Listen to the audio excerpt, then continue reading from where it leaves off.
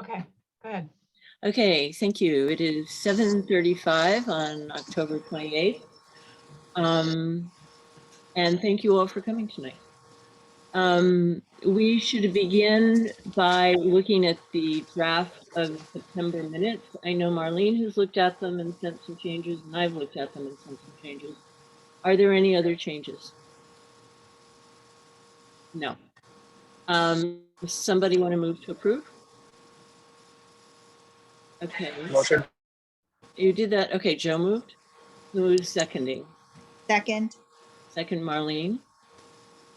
Okay, all in favor? Aye. Okay, Aye. okay, fine. It passes. Thank you very much. Ellen, you'll send those to Sally? Yes, I will. Okay. Do you want to take the one out of the attachments just so we're talking about the same thing in the one? I'll talk to you about it later. Just want to make sure that we're all talking. It's the one you sent me. I just took the red lines out of it. Oh, So I don't know how to. I didn't know how to take. I know I didn't either. It took me forever to learn how to do that. I'll tell you. That'll be then you'll know how to. Okay, great. So we'll talk later. These are the Okay. tracking changes. Okay. Okay, comments from residents. Are there any residents in attendance, Maura? No, hold on, wait. Catherine DeHaas. Okay. Does Catherine, would you like to say anything? Okay, she can, if Catherine unmutes, she can talk. Okay. Hello, Catherine. Hi, Welcome. yeah, I don't have anything special to add. I'm just an interested observer. Okay, well, we're really happy you're interested because we like anyone who's interested in trees. We met at the tree walk. Oh, okay. I can't really tell from your picture, but that's great. And Okay. thank you for coming. And did you enjoy the tree walk? I did. The only thing I would say is that it's afterwards, I was speaking to participants there who had all kinds of, questions about pruning and what have you. Mhm. And we had a whole sidebar conversation. None of them knew about your pruning seminar, Yeah. nor did they know about the cleanup. So it just seemed like a missed opportunity to spread the word. Should have announced it. Thank you. Yeah, I think so, since you had a good captive audience there. An enthusiastic one too. Yeah, who probably all would have joined up with the cleanup day. So just to file that away for future. Let's make a note, ask Robert to, I actually emailed him about it. Okay. Because he asked me for a picture for photographs and I sent him a photograph. Oh, good. So I'm glad somebody did that. Yeah, it's on your thing. It's that picture that you have up there was taken by me. Oh, good. Thank you. Thank you. Okay. Catherine, before you go, we need, for the record, we need your address. Do you mind giving us that? Sure. It's 419 Prospect Avenue, Mamaroneck. Prospect. Okay, thank you. The zip code. Yeah, we've all got that one. Okay. That's a nice picture of you, Catherine. No, that's not me. Oh, you mean in my Zoom? Yeah. Yeah. Oh, okay. Yeah. Okay, thank you. Thanks for coming tonight. Sure, I'm just going to listen in. I'm interested. Yeah, no, that's great. More about your work. That's great. We will go to correspondence from residents. I had some additions to the agenda that came out today as well as in the originally circulated one. The first one is from the resident at 130 Beach. I keep leaning away from my computer, so when you can't hear me, please let me know. 130 Beach, this is attachment 2 to the regular agenda. And this is explaining some of the responsibilities of the tree committee under the tree law. What was that? sorry, that was me. Okay, as long as it wasn't something else. Sorry. The next one is from a residence attachment 3. It's from resident at 490 Bleecker.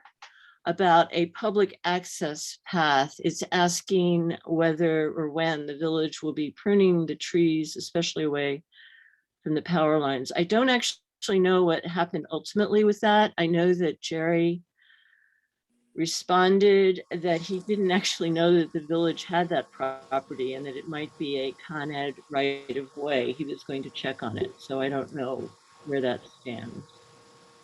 Then in the additions to the agenda, we have two more from 130 Beach. Oh, I think the first one is actually, I guess it's a repetition of the one I had before. I didn't have time to cross-reference all these. So it's about our obligations under the new tree law.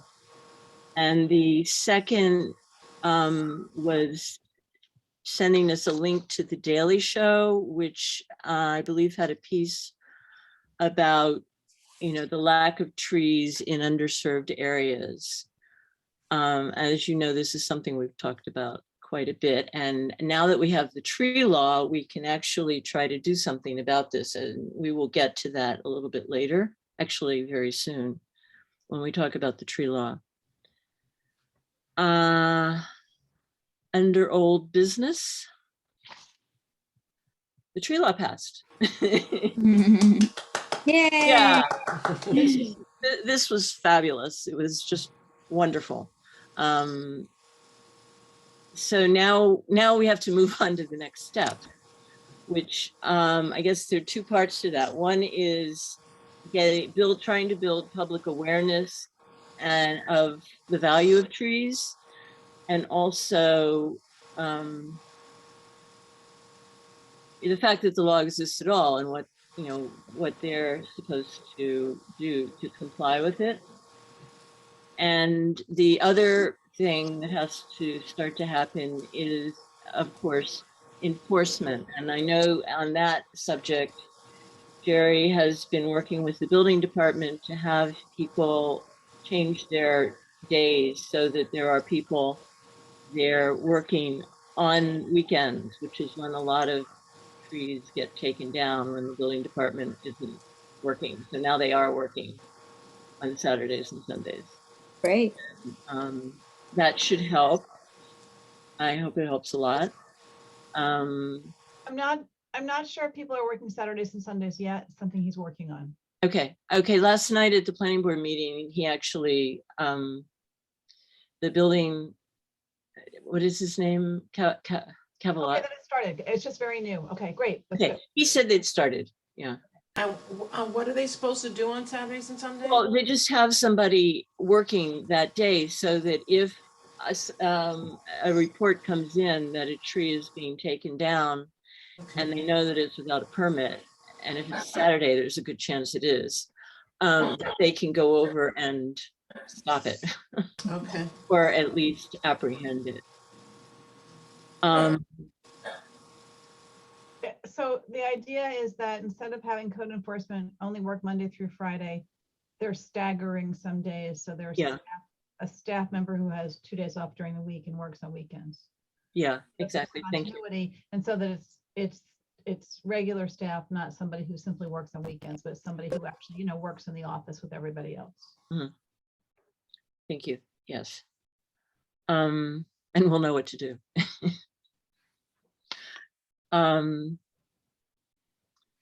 Now, as far as building public awareness, I mentioned at the last meeting that I have been in touch with Rhinebeck High School with Valerie Feit, she's co-director of guidance, but also in charge of the enrichment programs. And she has a group of students who are called, I don't know, I've forgotten the name of the group, but every year they take on a social justice project, and they're finishing one up right now, but I'm meeting with them on Monday afternoon because they may, in fact, they seem to be interested in having their next project be a program around interviewing and perhaps doing focus groups and finding out what people think about trees, what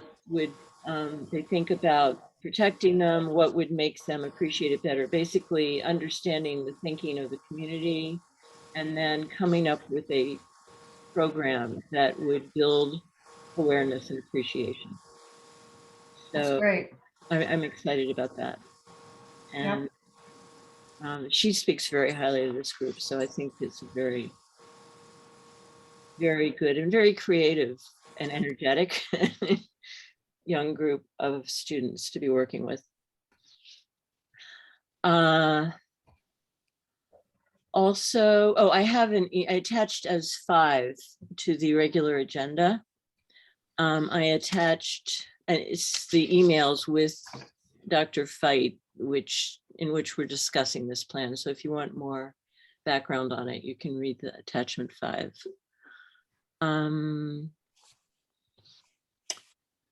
In the additions to the agenda, I sent last week, I sent my list of 130 tree locations for new trees to Jerry, and he has published his RFP. He's expecting bids in next week, so he will select a vendor. I still have to get out. I've got field paint, so I'm going to map the parks that are getting trees and also paint spots where the trees go. So I have to do one more thing to give him a final list. The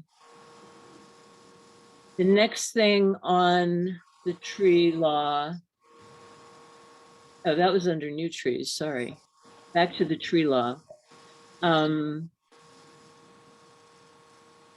As in the FAQ, I'm mixing myself up because of these this is a busy week after the tree law passed, I have to tell you. There is I wrote an FAQ to accompany the tree law so that people could sort of understand quickly and easily what the broad parameters are. And I heard both from Nora and then from the planning board that one question needed to be changed. So in attachment E, I have revised language, which the chairman of the planning board agreed to. In fact, I will read it to you if you want. It was something I didn't understand, which was why it was wrong.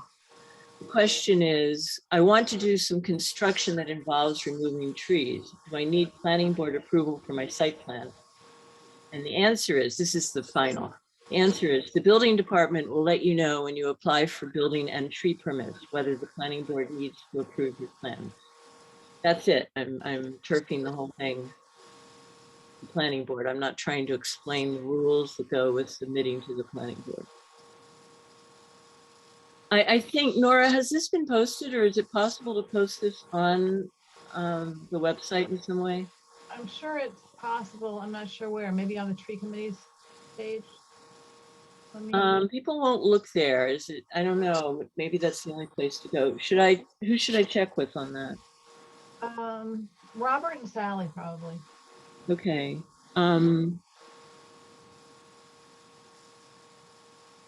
I think it should go on tree committee's page because there's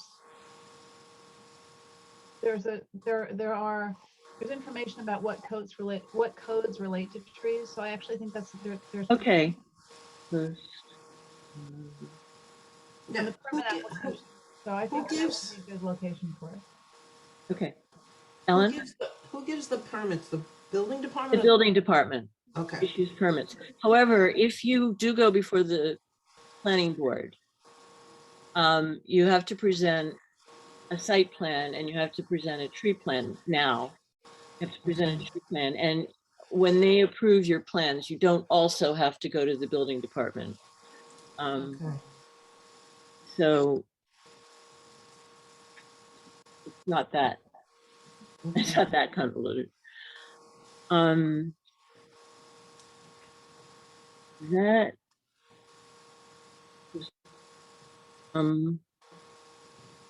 Okay, going back to the new trees. Sorry, I got my comment. I was trying to rush these additions out. Going back to the new trees.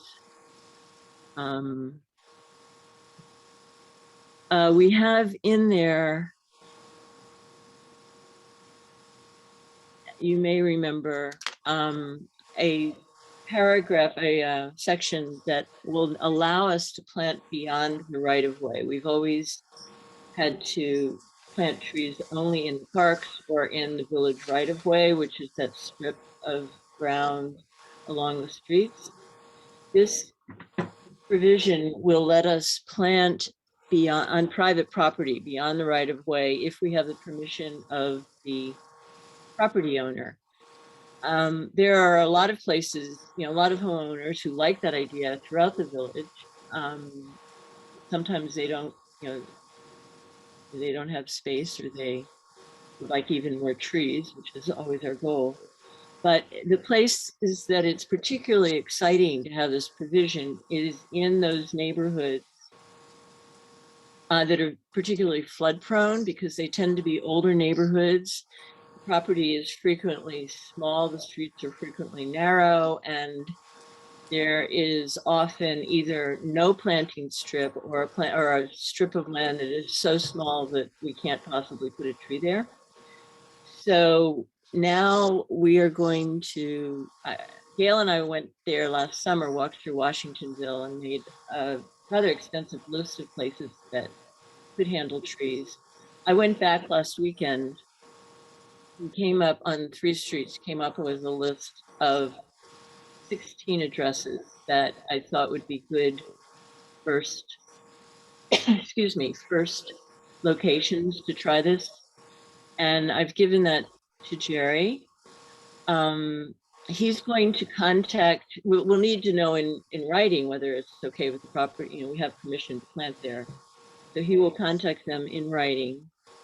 And if they agree, or however many agree, I will be moving trees from that 130 new locations, from some of those locations where we haven't even talked to the property owners yet about them. But we don't have to, because they're in the right of way. But I'll just relocate them to these Washingtonville addresses as needed. I suspect that not all 16 will want trees, but I hope a lot of them will. And I have trees, in mind that I think would be good to move there. So it'll be a few years before they can really make a big difference in absorbing rainwater and doing all the other good tree things, but it's great to get started on that.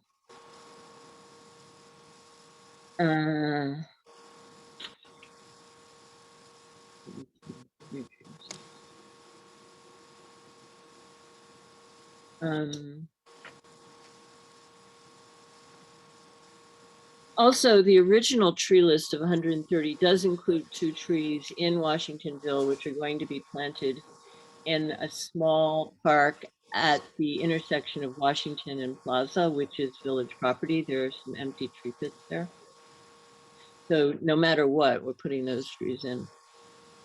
Oh, and then the other interesting thing about the tree law is that town of Mamaroneck, town of Mamaroneck was in the news today, I believe. That's attachment or addition G on these additions list, because residents are calling for tree protections on lots under 1/2 acre.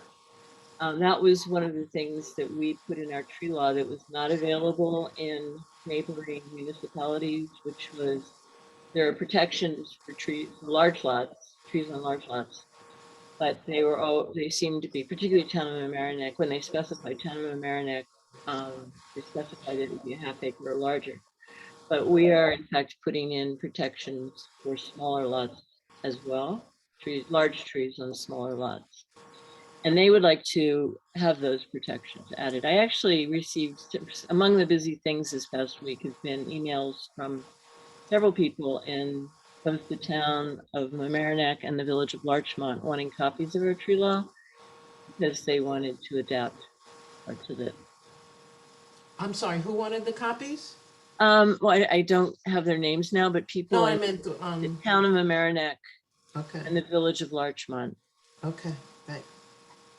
So, and I spoke to people at the tree walk who were also very interested in it, who lived in the town. Bev, maybe the people who reached out to you, you could get those names to Ellen later on, and then I'll try. I'll try. I and should they have could be saved part them. of the I'll minutes have for to figure today. out how to search for them. I should have Thank you. saved them. I'm sorry. Send, here we go.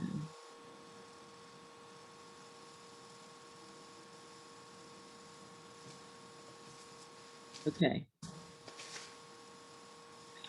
On new trees as well. Oh, Marlene and Wendy, you went to Harbor Island Park and, you know, looked at the cherry trees. What did you find? They were in pretty good shape for the most part. What were there, like 7 or 8, Wendy, that we decided needed to be taken down? Yeah, Wendy is not in attendance. She couldn't make Oh. it. It's Oh. Yale's birthday, I think, so. Oh, okay, all right. Yeah, I'd say there were about 7 or 8 that that ended up having yellow tape on them. But all the other ones, you know, we're just gonna prune. Oh, that's great. That's great. So is Jerry going to be ordering those trees, or what was there? Did he Yeah, talk? he had ideas about which trees he wanted to put in place of the ones that we're taking out. Not in every single spot, like some of the spots he just said, no, it was just too tight to begin with, we shouldn't even bother. Okay. But in most places, he said, oh, we could take these 2 dead ones out and put in a regular large size. He wasn't restricting it to cherries. He, you know, decided what's best in that spot. Yeah, great. Thank you so much for doing that. No, I didn't. I know that there were a lot replaced a few years ago, so I was hoping there weren't going to be a lot. But Yeah. I think it's really a good idea to get this going regularly so that we don't suddenly have to take out half the trees or a huge number Right. of trees, just to refresh them when they, tree by tree, when they. Yeah. they We go. did notice one problem. There were some young cherry trees that had this weird, like, thinning out of their upper branches. Oh, Like the upper branches were very bare. ooh. And we saw that several times with some of the newer plantings. So Jerry was going to do some research and see if he could figure out what it was, some kind of a blight. Mm, that's Yeah. not good. Yeah. I know that cherries are sensitive to salt, Oh, so it's maybe something like that. But he'll know better than I yeah. do.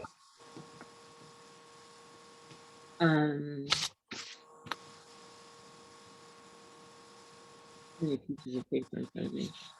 Agenda. Mulch rings, we have to get back to that. It was a good idea. We thought at least to try out. I'm not sure. I think they tried some in the village, mulch rings around new trees, which would protect them in the early years from tree damage and weeds wouldn't grow up. But I'd really, if they think it was successful, it would be nice to put them around new trees this year because we lose a large number of trees to trimmer damage, not just from the village maintenance, but from residents, you know, taking care of the strips in front of their houses. Yeah, on last meeting, Jerry, because I remember in the notes, Jerry did say that he was mulching the trees. Mulch rings, did he say mulch rings or mulching? Mulch rings. Oh, okay. Yeah, I thought he said something about newer trees, maybe, to protect them. Yeah, it would be the new ones because when they get bigger, they still get hit by the trimmers, I think, but they at least are Right. to survive it. But there are a lot of little ones that very quickly get. I'm sorry, my connection is going in and out. Oh, And I didn't hear, Ellen, if Jerry had said he was putting in the mulch rings that we were going to do on an experimental basis, or if he was mulching. Which one was it, the mulch rings or just mulching? The mulch rings. Right, thank you.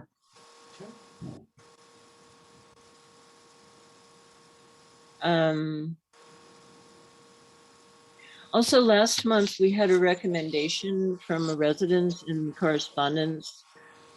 She was first of all asking for protections for trees, which we have now.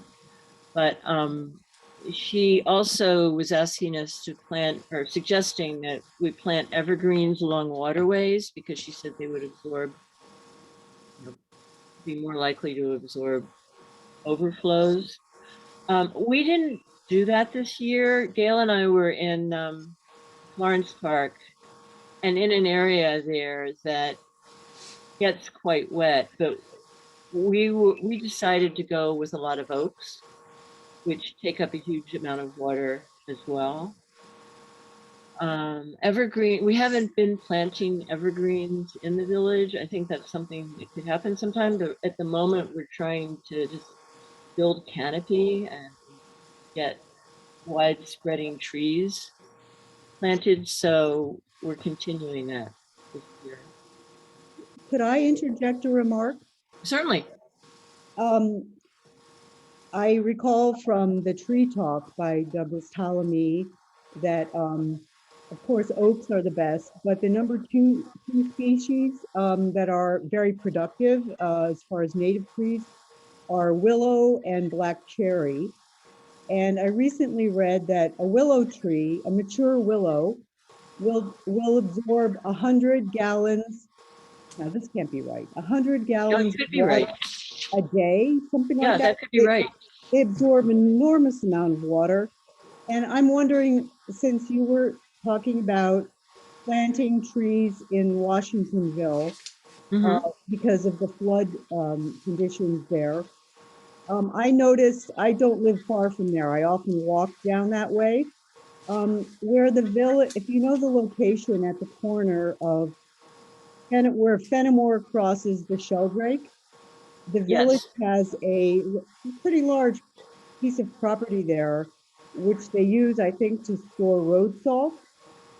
And along where it borders the Sheldrake, all of the vegetation that would normally be there, I'm going to guess it's about 10 feet wide and, is more or less as deep as the lot. There is no vegetation. It's all been cut away. It seems to me that would be a great location for willows to help with the absorption of, and it's village land. So I'm just throwing that out there as a proposal. That's an interesting idea. It's Fenimore. It's where Fenimore crosses. It's right before where Fenimore goes under 95.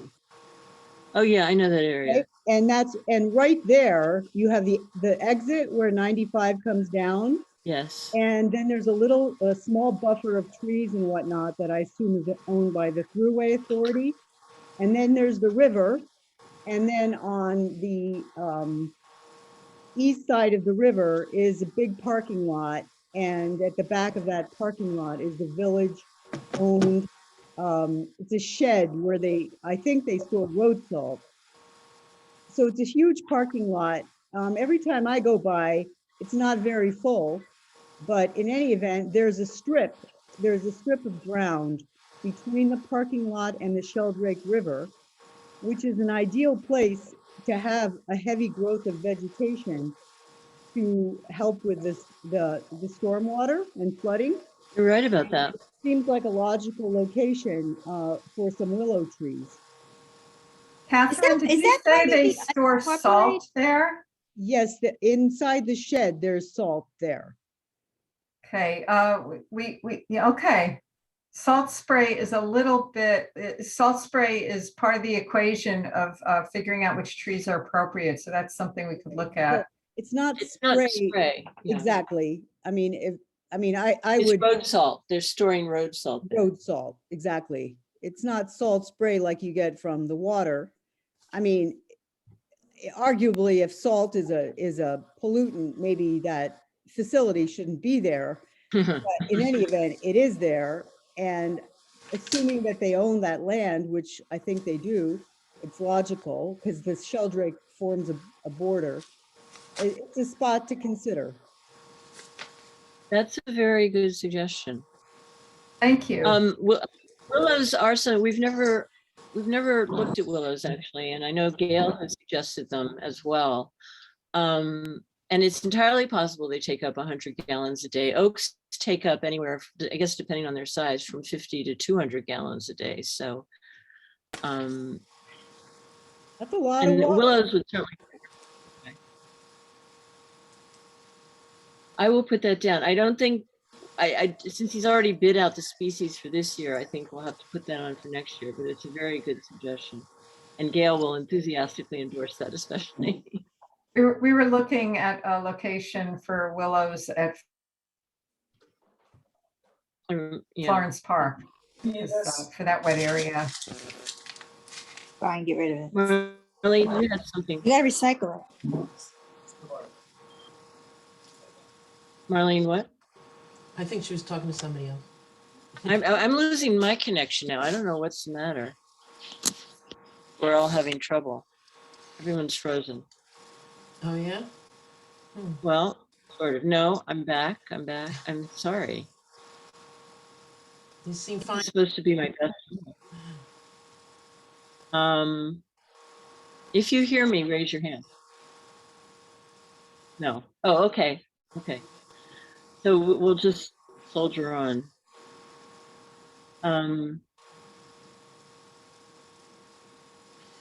Another question that came up was raised by Gail, and actually it was to be discussed with Jerry, who can't come tonight. So we'll probably meet with him sometime in the next month and then report back. But Gail showed me a street near where she lives where very large trees, sycamores, I guess, were planted years ago under Con Ed's wires. And Con Ed, of course, has come in and worked its magic on them. But they continue to grow and to create canopy and shade and do all the other things that we like trees to do. So she would like to revisit this question of the size of trees beneath power lines. And I think, as he is a certified arborist, The trees are not beautiful. They don't have a beautiful shape overall, but they provide shade, so much canopy and so much shade and cooling. It's Rockland Avenue between Palmer Avenue and Metro North. It would be great if tree committee members could take a walk down there. I'm happy to meet you. And you'll see that the trees on the Sarah Newman side of Rockland Avenue have not been pruned and chopped and mutilated because there are no high wires above them. And they are absolutely fuller and more attractive looking trees. The trees on the Palmer Terrace Co-op side of Rockland Avenue have been severely pruned, and yet they grow. They don't look pretty. They're kind of strange looking. They don't provide as much shade and canopy as the trees across the street, which were not pruned, but they provide a lot of shade, so much so that when you walk down the street, you're completely in shade, depending on the time of day, of course, when the sun is up high and it's the hottest time of day. not at night. And it make a big difference. So I was just wondering, that's something maybe we can discuss and, look at further. He offered to meet us there, so we could do that too. The other thing to discuss is putting trees closer together based on what Doug said. I know. Well, yes, definitely. I think that what he said may have applied to trees that are like in a park, in an open field. In a planting strip, there's really not a lot of ground available, and that may be a reason that they shouldn't be too close, because there may not be enough nutrient to support them. But I don't know. That's a speculation. We can ask him that as well. Certainly in the parks, I think we can get them closer. Yeah. Yeah. That was really great news, actually. I learned a lot of things from him that night.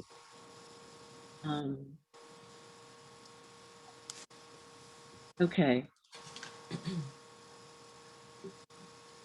Next on the agenda,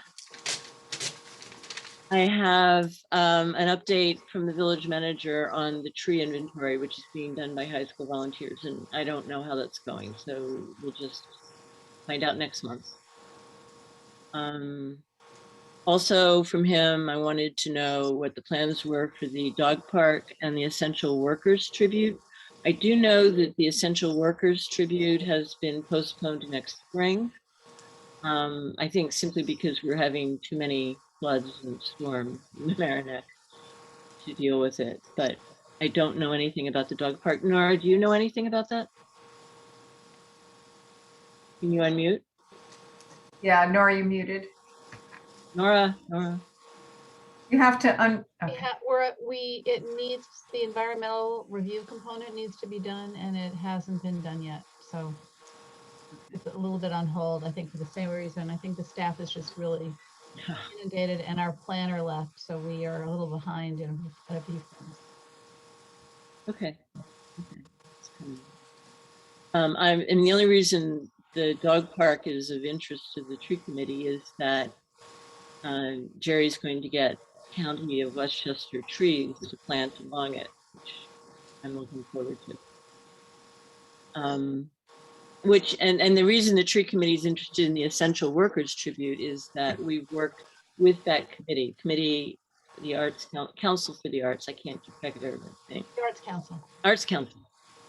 On selecting the trees that are going to be used, and what we've decided on is, I think they're going to be 8 trees in all, 4 white oaks and 4 sweet gum.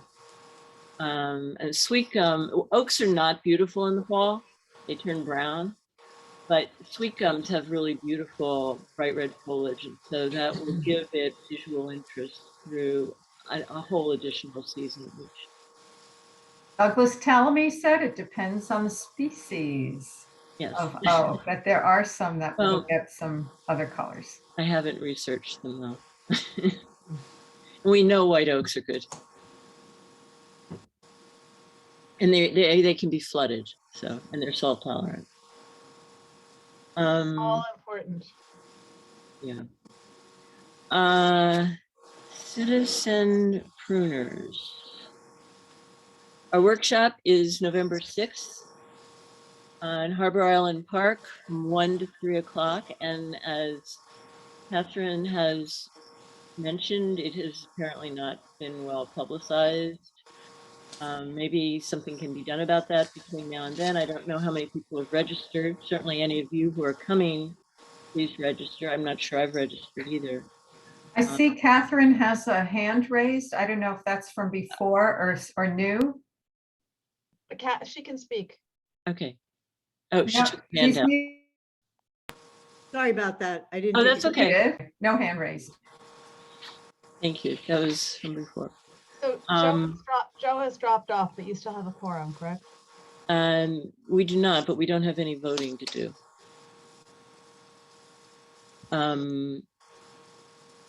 He may come back, I don't know. Anyway, the workshop is 1 to 3 Harbor Island Park. The morning is actually the Committee for the Environment is sponsoring another cleanup, which if anyone wants to devote the whole day would be a good thing to do, because with the flooding, there's trash everywhere. Also, I've been in touch with a Rhinex student who is going to be distributing flyers about the pruning workshop at Rhinex schools. And she's planning to attend the workshop. And after that, when she understands more about pruning, she said she might be interested in helping set up pruning workshops to take place at the various schools. Oh, that's So, great. yeah, at the elementary schools, they'd be family workshops, but at the high school and middle school, they could be just student workshops. Great. Yes, it would be great.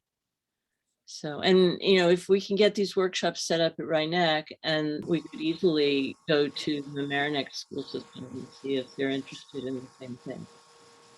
But it's easier to develop a model in one place and then try it elsewhere.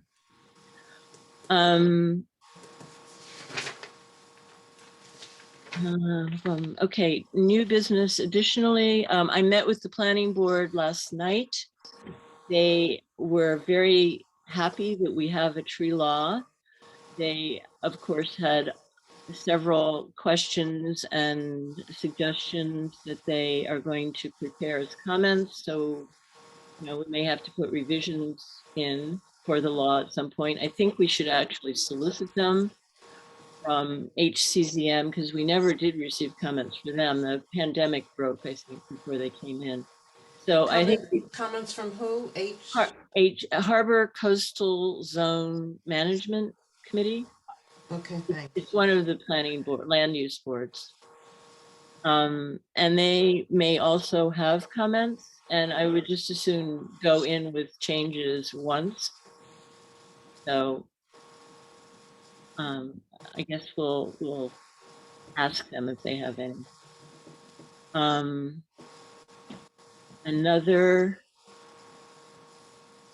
Anyway, it was also, they had these suggestions, they explained for the FAQ, the change in language that I read to you earlier.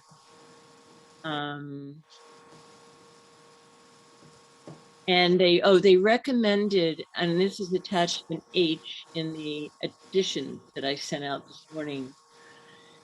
They recommended a tree bank. Now we considered this, we talked about this when we were working on the law. And the reason we did not set up a tree bank would be something that if a homeowner or property owner or a developer did not want or could not, find room for a replacement tree on the property, they could donate, pay into a tree bank, and then the village could put those trees in another location, which would be a good way to build up trees. The reason we did not put it in, however, is that we didn't want this to be sort of like get out of jail pass for people. They could just pay into the bank and not have to put up the trees. They explained to me that as the planning board, they sometimes have situations, particularly with small commercial properties, in which the owner needs to put in maybe a larger sidewalk, parking space, a building large enough to accommodate their needs, their commercial needs. And there simply is no place for a tree. And currently under the tree law, they would have to replace the tree that they took out, a large tree, protected tree was taken out. So for them, it would be a way that they could tell people they can approve the plan if it's otherwise acceptable and then require them to pay into the tree bank. They sent me, this is attachment H, the new planner, did some research today and talked to Scarsdale and found that they have a system for doing this. And to begin with, people are only allowed to use this option if they have permission, either from the planning board or presumably the village manager or the building department. So I guess we have to, that's something we're going to have to consider whether to put it in there, because at the moment, the planning board feels it would be constrained in ways that are not really acceptable, that they haven't been in the past. They're very pro-tree, so it's not that they're trying to get around it, but there are situations in which this would be useful for them. And then they're going to send a list of other comments that they have about the law. Okay, bringing back the tree nursery. I think Gail suggested that at the last meeting, actually. Jerry did respond to some questions you raised. Have you seen those, or do you want to read them? I have not seen them. Are you able to read them? I am. I printed them out. Your questions about starting a tree nursery. What are the steps? He replies, identify a location if we can. That is the first step. We should do a site walk together at Harbor Island Park because I cannot think of another location that would work. That is where we have the most space. Then Gail asked, where can it be located? Harbor Island Park. Then she asked, is there a budget for setting it up? Currently, there is no budget, but the nursery would not start until next year anyway, so I could add money to the 2022-23 budget in March. So I think the big constraint is identifying a location. And he's offered to help look for one.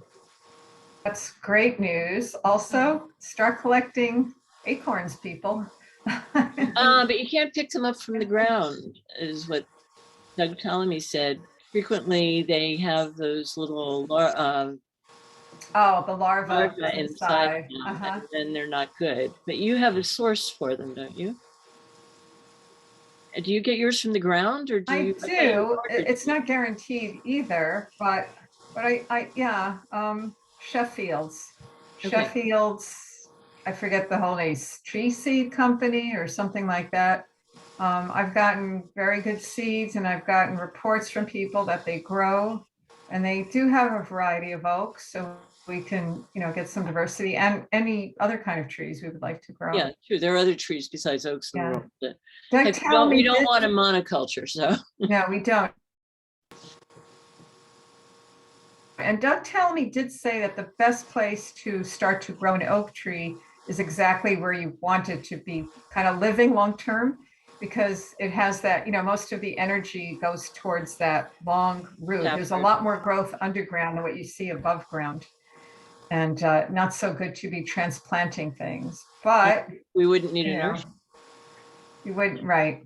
We wouldn't need a nursery, but it's very hard to do that. And, the public row or private.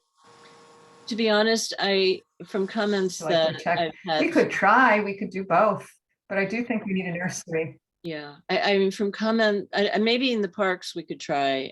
Certainly comments that I've had from people, residents, about the trees that we put in the rights of way. Some complain that the trees are so small anyway, and these are 2-inch trees, 2.5-inch trees. Trees are like children, they grow up, but you have to start somewhere. So and the bare root trees we put in were even smaller, but they went into sympathetic locations. Right, but my thought about this is not that, we would continue in the meantime to be planting the trees with 2.5-inch caliber. Mm-hmm. But I feel like we really need a long-term plan, a 20-year plan, a 30-year plan. And, I would love for us to have someone on staff who is just taking care of the trees. And my thought was, if we become the suppliers of trees, then the money we use to purchase them could maybe pay for someone's salary. That was my whole idea, kind of in a nutshell. Did he respond to that as an idea? I don't know. Did he respond to my idea of the idea of having a tree nursery? No, of diverting our planting funds for your tree nursery. I don't recall, but Nora, you're here. What do you think? Try to put you on the spot. I think, I don't know. I thought last time Jerry said something about getting grant money. Okay, for an arborist or for a staff person? Nurseryman. But, I'd have to look in the notes, but I remember him saying grant funds. Grant funds to start a nursery, but I think, having a full-time employee to manage a nursery isn't going to be cost effective, because it's going to be. Yeah. It wasn't so much to manage the nursery. I think the idea is the nursery would be run by volunteers. It would be to free up funds so that that person, that a staff employee, could be taking care of village trees, going around, seeing what needs pruning, doing some of the pruning. I don't know exactly, but that's. So we do have, but there are employees that do that. Parks Department has started doing that as part of their mission. Mm-hmm. I think we have to. Can they do up high, heavy limbs, like limbs that are maybe 20, 30 feet high? Can they do that too? Well, I don't think we'd have an individual employee can do that. That would probably be something a tree company would have to do if it needs that kind of equipment, Right. So I think that, I think we have to figure out what need that person would fill as part of their job. and whether it can be done by existing staff. I mean, that's a Jerry question. That's a staffing question. Okay, fair enough. Yeah, in terms of going around the village and, looking for maintenance, that can become much more orderly if we are able to complete the inventory, because as a rolling plan, we can divide the village into quadrants or tenths or anything like that. And, going forward, we can do the pruning that's needed this year over here and planting that's needed this year over there. But that, we aren't at that point yet. We're still we're still finding whole streets that need trees. And we're building up toward that. I think it's a really good conversation to have with them as a goal, as a long-term goal. Yeah, definitely long-term benefits. Yeah. Oh, definitely. Oh, yeah. Well, I think people are, from literature and also the events that have taken place in the village, there seems to be a lot more recognition of the need to take care of trees and trees as part of our infrastructure, the green part of it. So, if we keep talking about it, I think that there is an opening. Open to build on that.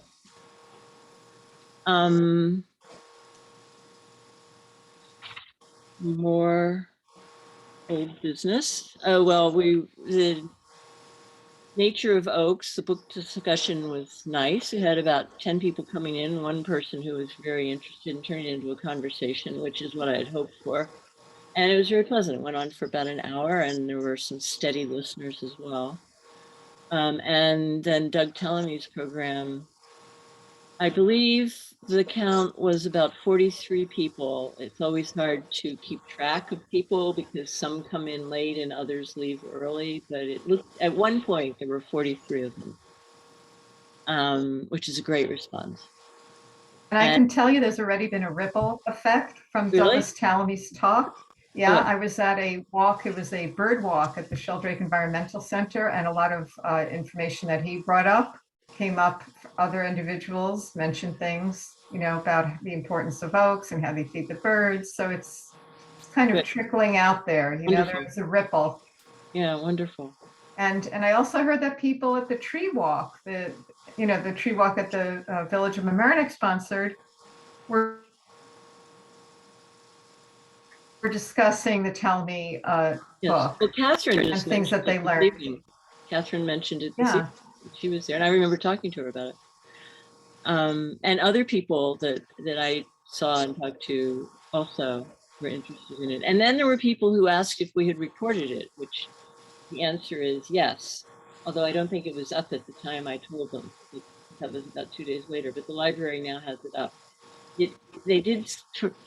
The librarian who was in charge that night forgot to start the recording at the beginning, so it misses my brilliant introduction and about the first 3 minutes of his talk, but basically his talk is there. You know how one accesses the talk? Is it? I have not tried, but I would think that the library website has it under programs.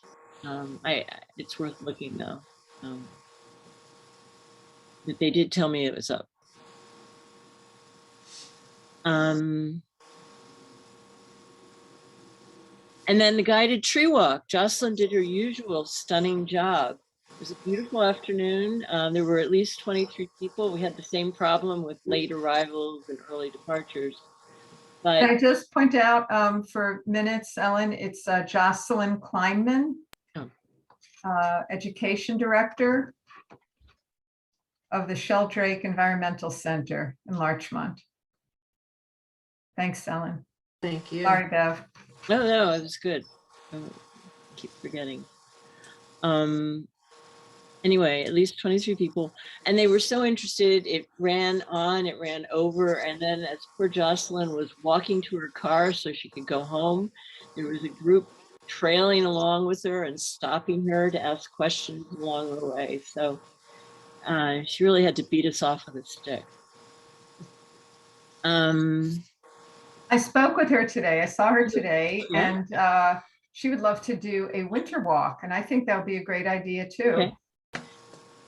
That would be So- great. We need a different location though. We can't do that same 30 feet. Yeah.